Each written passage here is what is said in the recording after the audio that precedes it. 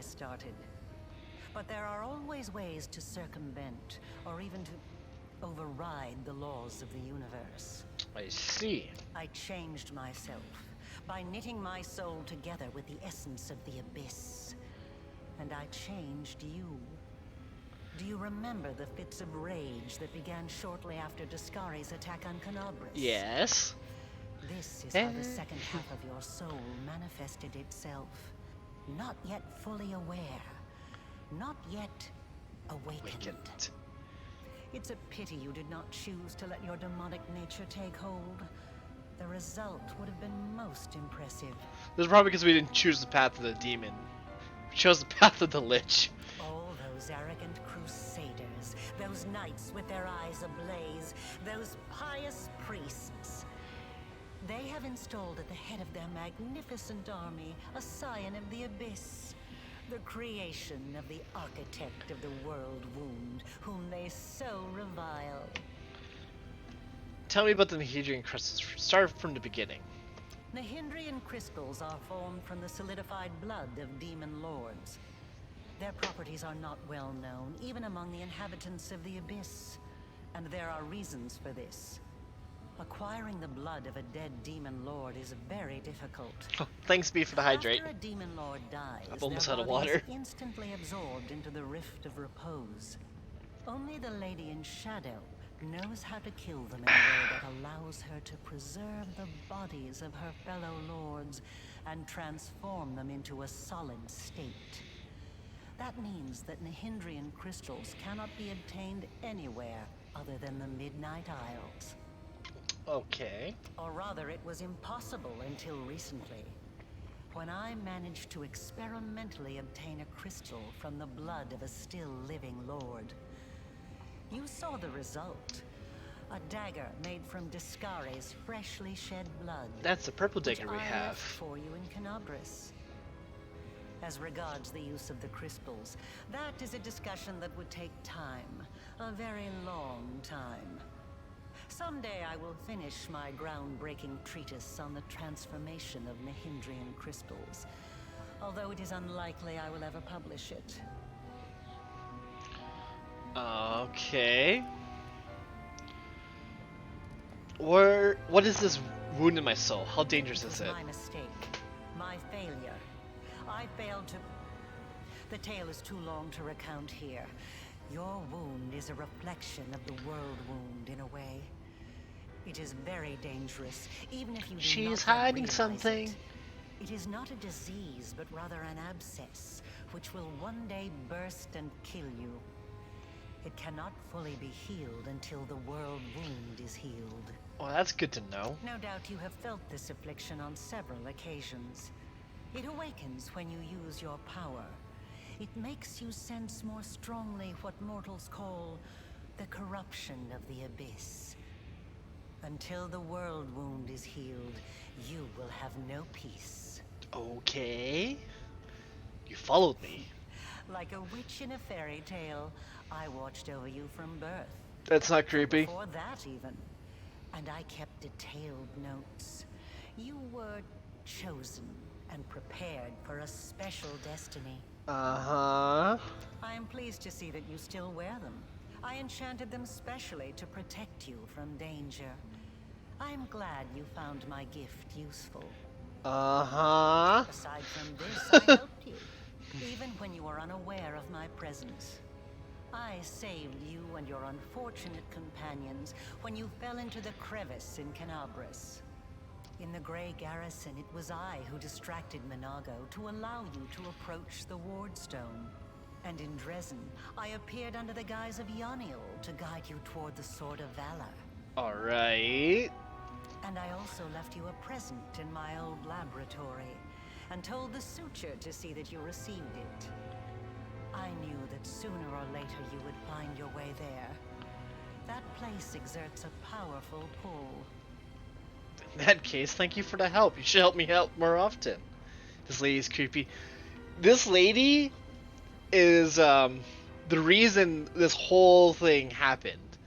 This lady is the one, basically what she did in our home continent. She literally tore open our continent in half, and by causing like a crater or like a crevice, and then just connected it to hell basically, or to the abyss. She is the reason this whole thing is happening. Like, she's the reason for everything. She's the reason we were fighting all the demons in hell, from hell, everything. Why we had to fight the armies. Why we had all the corruption and everything. She is the source of all of this. Certainly. But do not expect me to solve all your problems. Thanks for the help, though. A child that is forever carried in its mother's arms will never learn to walk. Why was that whole ploy with that lab necessary? You even sacrificed your servant to suture for it. You always have to sacrifice something. I wanted you to go to the laboratory to see with your own eyes what I had been doing and what I am capable of. So it would be easier for you to accept the truth. The laboratory is the place where I prepared your ascent. And the suture was the only one who I could trust to execute my plan and explain everything. After all, he too once experienced rebirth at my hands. And that is why I was willing to risk his life. All you know is trickery and deceit. How can I trust you? Honesty is a luxury we cannot often afford. I don't expect you to understand this now, but at least try to remember it for the future. Strange to see you here in Nocturia's palace. Who do you really serve? Discari, Baphomet? Both, and neither. I have served both Discari and Baphomet, and not merely as the lowest in the pecking order. But I do not think you'll be surprised when I tell you that to me, both of these mighty lords are merely convenient temporary sources of power. And their time is exposition! Yeah! But the Lady in Shadow is different. She is the preeminent ruler. Soon you will understand this for yourself.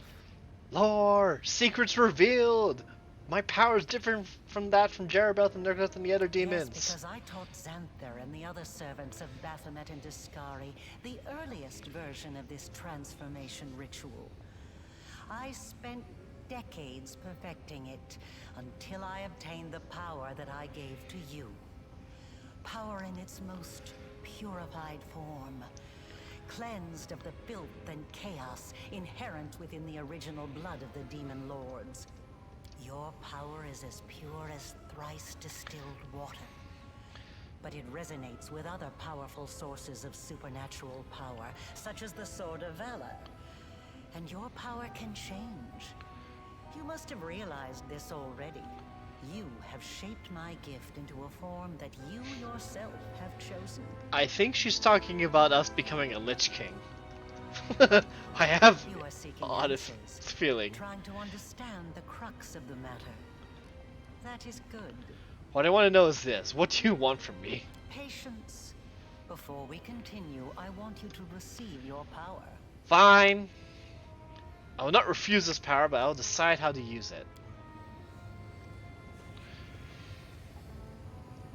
Deals with the devil. What goes wrong? Nothing. I'll make 10 of them. I'll make a ton of them here in hell. Ooh. You touch the essence of the power so familiar and clear flows through you like a river. The power that courses through you is so immense, the wound on your chest closes up as if it never existed. Now you know. You truly know. Enough! Enough of this madness! I was blind. O Lady of Heaven, how blind I was. I saw holiness in the half-fiend's creation. Well, that's rude. We have a name. Away! Away from this festering hole! I must bring this terrible truth to Queen Galfrey, and save those who can be saved from this darkness. The angel's voice fades away and you can no longer feel his presence. He has disappeared. Well, we didn't like him in the first place anyways. I want to help you close the world wound. Sorry, what? You want to help close the world wound? You know, the giant crater that you made? Hello? Aurelia's words are cut off by a quiet laugh. Sitting on the throne that was empty just a moment ago is none other than Nocturla. ruler of Ashura and the Midnight Isles. A powerful demon lord and the one they call Our Lady in Shadow. Her red lips curl into an ironic smile and her large eyes observe you with keen interest. You were about to say, we are going to close the world wound, weren't you, Aurelian? Hello, beautiful I girl. see no reason to continue deceiving this mortal. Now I am convinced that he is quite worthy of serving me. I will even reward him with a modicum of knowledge about the events in which he is about to take part.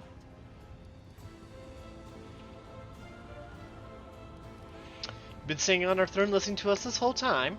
Naturally, I am in the habit of observing my servants and guests while remaining unseen. Their private thoughts fly most eagerly from their lips when they believe themselves to be unwatched. And secrets exchanged in whispers are often invaluable. She is pretty, though. I have too many questions and I demand answers. You are a guest here, mortal.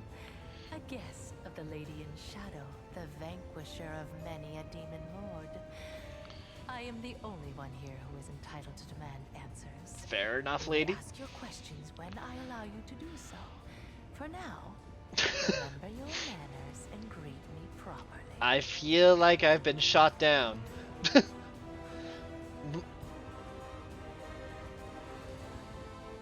My lady in shadow, please allow me to swear my allegiance to you and be your loyal servant. Of course I accept your fealty, brave mortal. Serve me well and true, and your reward will be generous indeed. All in the conquest of I have power. had my eye on you for a very long time. You see, it was at my behest that Lady Vorlesh imbued you with such incredible powers. But I was curious to see your worth as an individual, not as Lady Vorlesh's creation. Thus, I decided to postpone our meeting and see how you'd fare in Alashanira, and whether or not you could win respect and power among those not so easily impressed by outstanding magical abilities. Well, you've passed my test adequately by proving that your character and your will are stronger than the Nahindrian powers Lady Vorlesh has vested in you. I see. You are wise, my lady. However, only those who have never known or forgotten what it is like to be mortal can so easily dismiss the importance of power. To be someone whose life is fragile and can be cut short at any moment, like a candle snuffed out by a gust of wind. It is a shame your angel has left you, mortal. I would have liked to talk to him. I don't expect I will get another chance, as that celestial buffoon's days are numbered. I don't care for him, so I'll say nothing. Ah! You're able to see him despite all his The herald of enchantments? that upstart goddess. Here. Yes, although his defenses were quite intricate. A commendable precaution on his part, as word of the hand of the inheritor descending once more into the abyss reached the echo of Discari almost immediately. Mind you, vindictiveness and guile have always been among his best qualities. The hand of the inheritor told me his magic deceived the eyes of all evil spawn in the abyss, but not yours? Perhaps you don't know everything about me yet, mortal. Perhaps you made the same mistake as many before you, and many who were more insightful and more powerful than you, by presuming to know what to expect from the Lady in Shadow. Tell me about the Echo of He is Discari. a strange creature, a bespoke creation, so to speak. Long before the world wound was opened, Discari, that little cricket, was seeking a way to have some fun on Galarian and assert his influence there. One day, he decided to gather a few strong mortal followers, fuse them together into one being, and pump that being full of his own power. Not creepy in the whatsoever. belief that something worthwhile would come of it. That is how the Echo came to be. To the great dismay of both the Echo and the Lord of Crickets, the Echo was greeted by Eridan. I love how they call him the Lord of Crickets. Eridan He's the gave Lord of Echo Locusts. such a thorough thrashing, the whole abyss thought him dead. And yet he was not. Cricket the younger is alive and well, though I cannot say the same for Eridan. But the Echo remembers his humiliation still, He hates The Scary, the Lord of and Crickets. everything related to Eridan, especially his inheritor, Iomade. Her heralds, her priests, her temples. He would hate Iomade's pet pug, if she had one. So why does Echo Discard prey upon that hand of the inheritor? Envy, humiliation, ego. The usual playthings of little boys from all planes and realities. The Echoes suffered more than one defeat.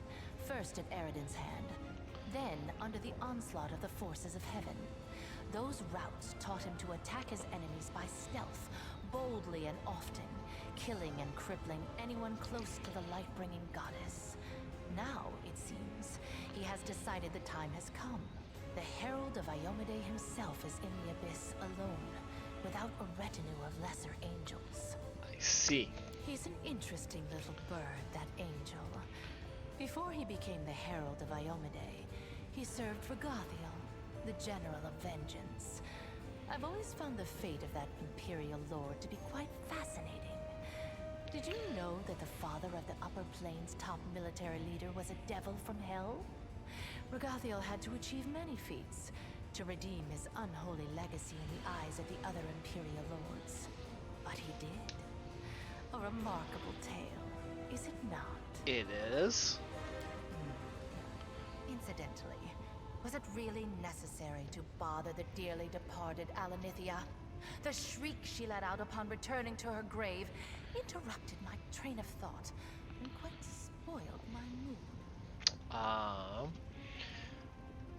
Why did you betray Alinthia? My brother, Sakothbenoth, manipulated me. He convinced me that our confrontation with Alanithia was inevitable, and that I had to strike first. Looks like the Naphaleshness from the Rifts of Repulsive have it in for you. Let them nurse their grudge. Those fat, smug wretches think themselves the guardians and heralds of the Abyss. But the Abyss has no need of servants. They once dared to come to me with some ludicrous demands. I can only presume that after receiving the heads of their brethren in response, the rest found their ire somewhat cooled. How'd you kill the passion in Lithia's heart? I'm actually curious about this one. Do you honestly think you can find out such precious secrets? Of that course you won't tell easily? us. How I dealt with past enemies is knowledge I guard very closely, and you already know more than anyone else. Be content with what knowledge I'm you not already content. possess. I want to know. You seek more at your own peril. I think we spent enough time on this matter. We have business concerning the living. We need not waste any more time on the dead. Your conversation is interrupted by a concerned-looking succubus who silently approaches. Noctilia then begins feverishly whispering into your ears. Noctilia's expression turns hard and cold as Noctilia ponders the new development. The messenger makes eyes at you playfully. You recognize those green eyes, except they were awash with pain when you last saw them. Their owner bleeding out in the caverns of the Nexus. The succubus smiles slyly and gives you a wink. What?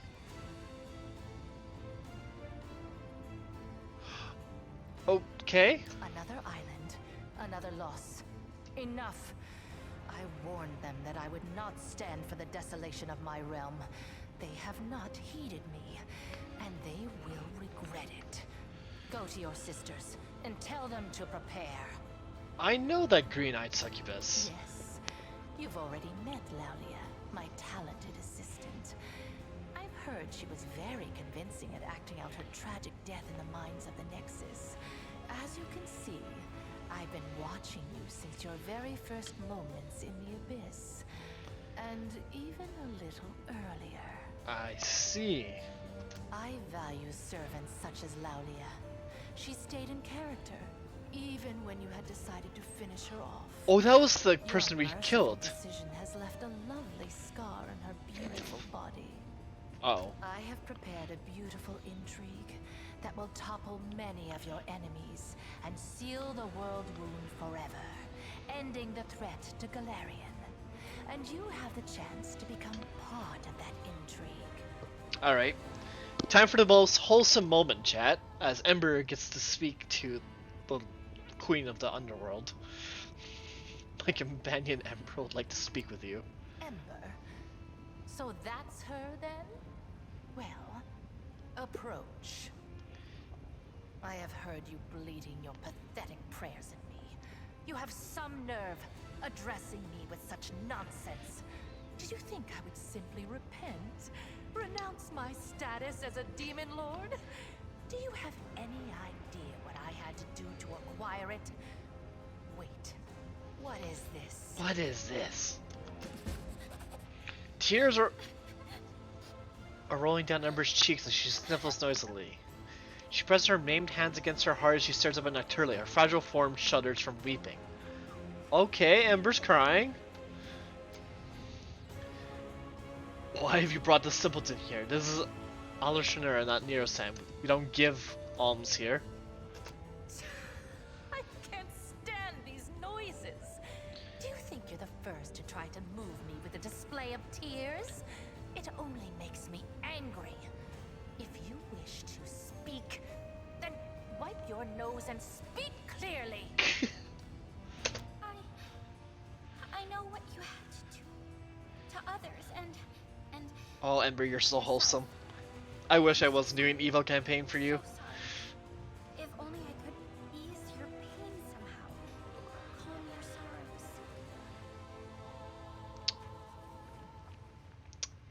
How could you? This is so hard because I should say you should hear her out, but we're evil.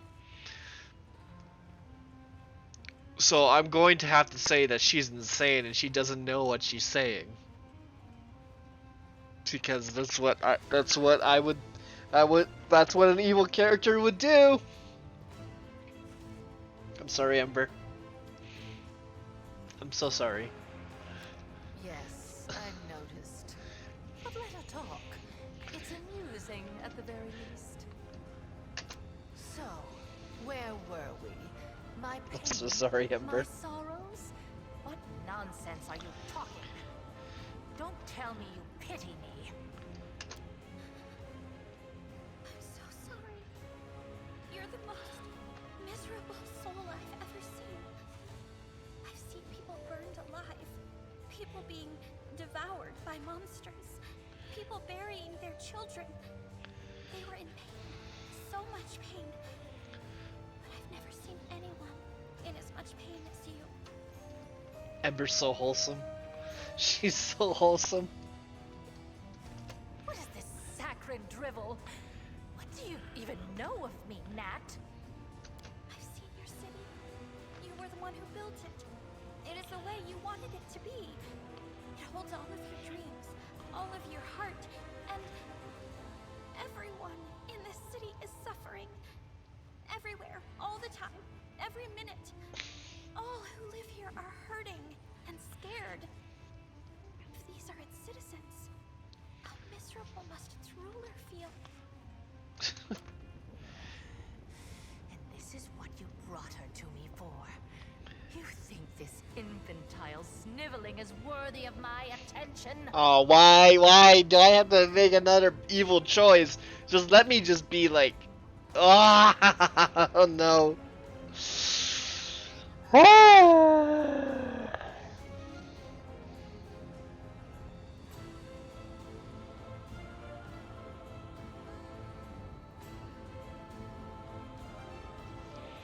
Sorry, Ember. Of course not. That little fool is sprouting gibberish as always. Then get her out of my sight. I'm sorry, Ember. Did Aurelia really create me? She has certainly had a hand in your present state of existence. Lord Vorlish has designed the world wound a magical phenomenon of unfathomable power. To seal it, we required a key that was just strong and unique. Simply put, we required a champion. She chose you. Both your powers and that wound in your chest were the results of her experiment. When she infused your soul with the essence of the abyss, of course you remember none of that, everything was done in secret. Even the power granted you was purified to the extent that it was possible, so that you would not guess its source ahead of time. In trial after trial, we watched your will be tempered, and when the time came, we started filling you with the energies of the Nahedrian crystals. These energies are necessary for the task at hand. Everything that's happened to you was part of my intrigue. I was going to summon you to reveal the truth when the time was right. Instead, you have followed your queen's order and arrived here early. Only one can only hope that you are prepared to accept the truth. Everything has its price. Your wound was, in essence, the flip side of all my experiments. There was a reason why we required a true champion, not merely a living tool whom we could fling into the flames of the world boon and close it like any lesser rift. I think you should know that. Don't be too hasty. We have burdened him with enough revelations for now. Give him time to become accustomed to the truth about himself that you can share with all the details. I killed Woldus here, court mage, by the way. I'm aware of this, of course. It's lamentable in a way since his fear of me was strong enough to make him impeccably loyal. However, his death is but a single move in a much larger game. In games like this, losing a few pawns is unavoidable. I wish to inform you of treason. Is that so? Who is it you have decided to inform on? And more importantly, how did you learn these traitors and how credible are these accusations? Shamira is researching the Hedron crystals in secret. Perhaps she is planning to overthrow you. How nice of you to warn me. I'm impressed. I do wonder, however, do you really think that I was unaware of this? Or did you merely want to demonstrate your loyalty? Either way, I appreciate you telling me. I will take this as proof that I can rely on you. It's unfortunate that while you did uncover her devious scheme, you still gave her the knowledge she sought. It would have been wiser to keep her in the dark. I'll have to keep a closer eye on her from now. Then again, it's also trivial. Mining the Hedron crystals is a surefire way to sink the island. The crystals are on the bottom of Ishar. I assume you understand why all who attempted to procure them on Island Theria were executed. At least you didn't tell Shamira about the mines you found. The last thing I need is the Erden Dream burrowing into the capital. So why do you still tolerate her then? Someone has to deal with the trivial matter. Shamira's betrayal was assured the moment I made her my favorite, just as Zephyrin's before her. The second always dreams of rising to be the first. I know the feeling well. I've said everything I wanted to say. Should we talk about the other dozens? What is your relationship with Aurelu? She works for me, isn't it obvious? Lord Volash is very talented and she may be the most brilliant and capable mind ever to come from your plane. And the gal she used to betray one demon lord master after another impressed me so much that I offered her a position of my advisor on matters of magic. Naturally, the esteemed Lord Goat and Lord Locust don't know a thing about the betrayal of their faithful lackey, Lady Vorlesh. I plan to keep it a secret for a while longer. Betrayal is too strong of a word. I opened the path to glory for those two, and I told them how to extract powers from the Hedron crystals. That will suffice.